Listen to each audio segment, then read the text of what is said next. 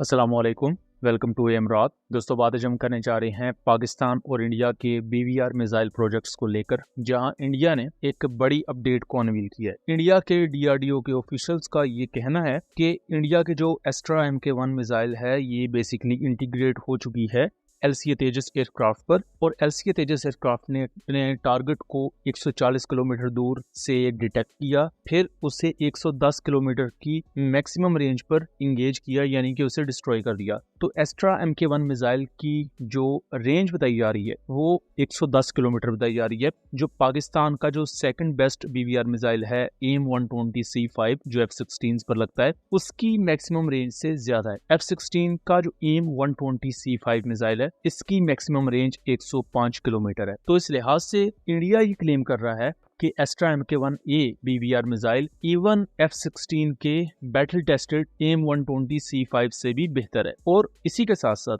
DRDL के officials ने ये भी बताया है कि एस्ट्रा MK1A की रेंज को 110 किलोमीटर से इंक्रीज करके 160 किलोमीटर तक किया जा सकता है। और इसी तरह जो एस्ट्रा MK2 की रेंज है इस वक्त जो 160 किलोमीटर क्लेम की जाती है, उसे इंक्रीज करके 240 किलोमीटर तक किया जा सकता है, यानी कि PL-15 की स्टेटेड रेंज से भी 40-50 किलोमीटर ज्यादा। अगर ऐसा है, जो कि इंडियन डिफेंस इंडस्ट्री के ऑफिशियल्स ने क्लेम किया, और उस पूरी वीडियो का लिंक डिस्क्रिप्शन में दिया होगा, आप उनके वो इंटरव्यूज जाकर सुन सकते हैं। तो अगर ऐसा है तो पाकिस्तान का जो फास्ट 2 BVR मिसाइल का प्रोजेक्ट है वो इतना डिले क्यों है, उस पर हमें क्यों डेवलपमेंट्स नजर नहीं आती। दूसरा कि अगर PL-15 से भी ज्यादा लॉन्गर रेंज की BVR मिसाइल इंडिया के पास आ जाती है तो ये पाकिस्तान के एयरक्राफ्ट के लिए कितना ज्यादा खतरा होगी किसी भी हॉस्टाइल इन्वायरमेंट में। क्योंकि हमने मई के कॉन्फ्लिक्ट में सबसे ज्यादा अहम चीज ये देखी थी कि पाकिस्तान के पास लॉन्ग स्टिक थी, कि पाकिस्तान ऑलमोस्ट 200 किलोमीटर दूर ही इंडियन एयरक्राफ्ट्स को टारगेट करने की कैपेबिलिटी रखता था, और उसी काबिलियत का फायदा उठाते हुए पाकिस्तान ने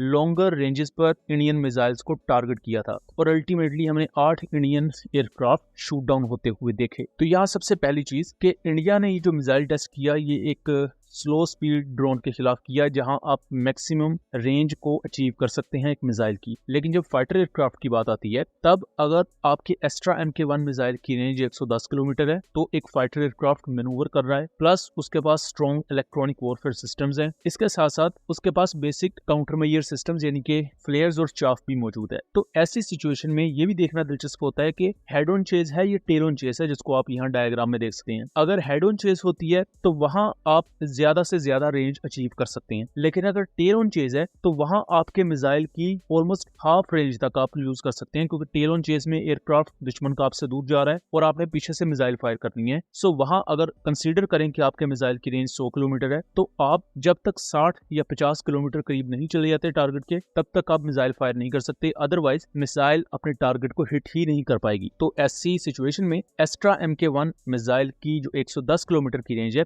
वो प्रैक्टिकली 70 से 80 किलोमीटर के दरमियान ही रहेगी। जैसे PL-15 के साथ अगर पाकिस्तान ने 182 किलोमीटर की रेंज पर अपने टारगेट को स्ट्राइक किया था तो इट मींस कि उसकी जो मैक्सिमम रेंज है वो 220-250 किलोमीटर थी, लेकिन प्रैक्टिकल रेंज पाकिस्तान को जो मिली वो 180 से 200 किलोमीटर के दरमियान थी, क्योंकि जो मिसाइल होती है वो अपने टारगेट को चेज करती है, और टारगेट भी अगर राफेल है या कोई भी एयरक्राफ्ट है वो मैनूवर कर रहा है, वो हवा में कलाबाजियां लगा रहा है, अपना ट्रेजेक्टरी चेंज कर रहा है ताकि मिसाइल को धोखा दे सके, अवेट कर सके। अब दूसरी तरफ जो DRDL के ऑफिशियल्स कह रहे हैं कि इनकी रेंजेस को इंक्रीज कर दिया जाएगा, तो वो किस तरह इंक्रीज किया जाएगा? क्या अगर इसमें एक्स्ट्रा फ्यूल अगर आप डालते हैं तो मिसाइल हैवी हो जाएगी, भारी हो जाएगी, और बहुत ज्यादा भारी BVR मिसाइल भी अगर एयरक्राफ्ट कैरी कर रहा है तो उसके भी नुकसानात ही हैं। एयरक्राफ्ट की अपनी मैन्यूवरेबिलिटी कम होगी, एयरक्राफ्ट का अपना RCS ज्यादा होगा, वो जल्दी टारगेट पर आ जाएगा। लेकिन अभी ये वो चीजें हैं जो इंडियन ऑफिशियल्स की तरफ से प्रपोज की गई हैं, इन पर वर्किंग होगी, क्योंकि अगर एस्ट्रा MK2 160 किलोमीटर की रेंज वाला है तो उसकी 240 किलोमीटर रेंज किस तरह की जाएगी, उसके क्या टेक्निकल पैरामीटर्स होंगे, क्या गेन्स एंड गेजेस होंगे। अगर आप एक चीज हासिल कर रहे हैं तो वहां आपको कुछ खोना भी पड़ेगा। हो सकता है मिसाइल इतनी ज्यादा हैवी हो जाए कि वो आपको 240 किलोमीटर की रेंज फायदा देने की बजाय उल्टा नुकसान दे दे। लेकिन दूसरी तरफ हमने ये भी देखा हुआ है कि मार्च 2025 में होने वाले एस्ट्रा मिसाइल के टेस्ट फेल हुए थे। इसी तरह तेजस MK1 एयरक्राफ्ट जिस तरह डिलेज हो रहे हैं उसकी वजह से एस्ट्रा मिसाइल जो कि इस पर इंडिया ने इंटीग्रेट करनी है उसमें भी इशूज यूज आते हैं। फिर यही एस्ट्रा मिसाइल ना इंडिया ने 2019 में यूज की पाकिस्तान के खिलाफ, ना ही 2025 में, जिससे साबित होता है कि ये मिसाइल एटलीस्ट जो पुरानी रशियन R-77 मिसाइल है उस जितनी कैपेबल नहीं है, जिसकी वजह से इंडिया एस्ट्रा MK1 मिसाइल को लाइव बैटल में यूज नहीं करता। हालांकि ऑन पेपर एस्ट्रा MK1 की रेंज R-77 से ज्यादा है। लेकिन दूसरी तरफ अगर हम पाकिस्तान के BVR मिसाइल प्रोजेक्ट को देखें, जिसे फाज 2 कहा जाता है, तो फाज 2 की पब्लिक डोमेन में उस तरह कोई भी इंफॉर्मेशन नहीं है कि इस पर कहां तक काम हुआ है या पाकिस्तान ने इसको लेकर क्या अचीवमेंट्स हासिल की हैं। इसको लेकर पब्लिक डोमेन में सिर्फ इतनी इंफॉर्मेशन है कि फाज 2 का जो इनिशियल वेरिएंट होगा उसकी मैक्सिमम रेंज 180 किलोमीटर होगी और मैक्सिमम स्पीड 3.5 to 4 मैक के दरमियान होगी, यानी कि आवाज की रफ्तार से 4 गुना ज्यादा। इसके साथ साथ पाकिस्तान ने अपना जो BVR मिसाइल का प्रोजेक्ट है वो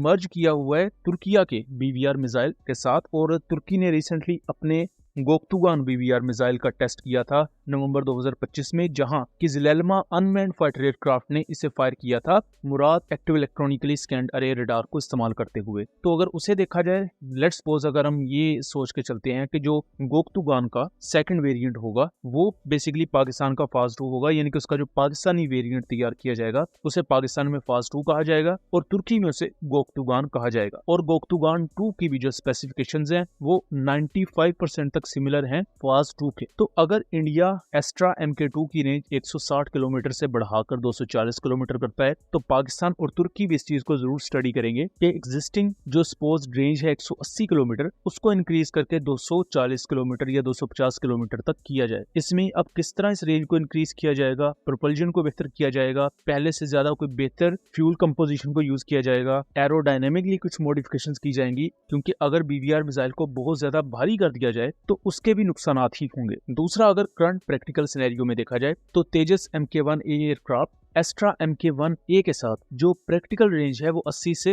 90 किलोमीटर तक की प्रोवाइड करेगा, ना कि 110 किलोमीटर की, क्योंकि वो फाइटर जेट्स के खिलाफ अचीव नहीं की जा सकती। दूसरी तरफ PL-15 प्रैक्टिकली आपको 200 किलोमीटर की रेंज देता है, लेकिन जो मैक्सिमम रेंज उसकी है वो 200 किलोमीटर से ज्यादा है। इसी तरह रिसेंटली ये भी खबरें इमर्ज हो रही हैं कि जब पाकिस्तान को J-35 और J-10C मिलेंगे तो चाइना की तरफ से PL-16 BVR मिसाइल्स भी पाकिस्तान को प्रोवाइड की जाएंगी, जो कि ऑब्वियसली PL-15 से ज्यादा लॉन्ग रेंज पर अपने टारगेट को डिस्ट्रॉय करने के काबिल होंगी। इसके साथ साथ उनका नो एस्केप जोन भी ज्यादा होगा। No escape zone let's suppose अगर PL-16 का 170 किलोमीटर का है, तो अगर 170 किलोमीटर के डिस्टेंस से इसे फायर किया जाता है तो फिर एयरक्राफ्ट किसी भी किस्म की इलेक्ट्रॉनिक वॉरफेयर के थ्रू जैमिंग कर ले, स्पूफिंग कर ले या काउंटर मेजर्स यूज कर ले, उसका बच पाना ऑलमोस्ट फिर 95% तक मुमकिन नहीं होता। तो ये नो एस्केप जोन होता है, और जिस मिसाइल का नो एस्केप जोन जितना ज्यादा होगा वो मिसाइल उतनी ही ज्यादा खतरनाक होगी। तो ये वो तमाम एस्पेक्ट्स हैं, ये वो तमाम डिटेल्स हैं जो अभी तक